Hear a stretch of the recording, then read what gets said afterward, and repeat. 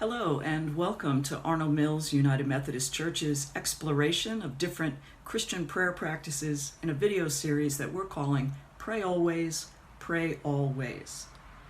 The Apostle Paul, in his first letter to the Thessalonians, exhorts Christians to pray without ceasing. But sometimes our prayer life can get a little stale, can get a little monotonous, and prayer begins to feel like just one more thing on our already too long to-do list. But we can re-energize our prayer life by expanding our notion of what prayer is and how prayer is done. It's my hope that as you experiment with some of these new ways of praying, that you'll find some practices that resonate with your spirit and bring you into closer communion with God. Today I'd like to talk about a prayer that I call repetition and reduction. Prayer of repetition and reduction is simply a way of praying with Scripture. It can help us to get new insights into a Scripture verse by repeating and reducing the number of words in a verse or phrase. So for instance, Psalm 46:10. Be still and know that I am God. So the way you would reduce that is be still and know that I am God. Be still and know that I am. Be still and know. Be still, be. Or Deuteronomy chapter 6, verse 5. Love the Lord your God with all your heart, with all your soul, and with all your might. Love the Lord your God with all your heart and with all your soul. Love the Lord your God with all your heart. Love the Lord your God. Love the Lord. Love.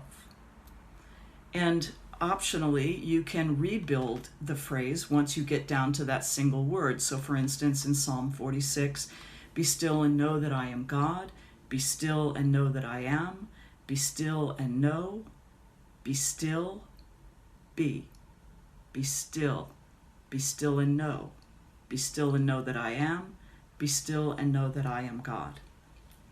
Not all scripture verses lend themselves to this sort of prayer, obviously, but if you can find a phrase that would work for you, then I would go to your prayer place, whether that's a special place that you've set aside or just someplace quiet and comfortable where you know you won't be disturbed.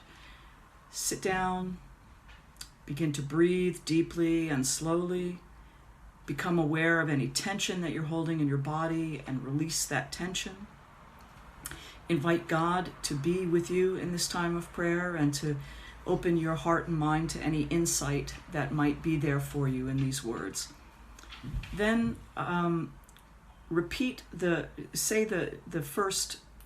complete phrase the first time through, and then breathe at least 2 or 3 times and rest with those words before you move on to the next line where you would remove part of the first line. So be still and know that I am God.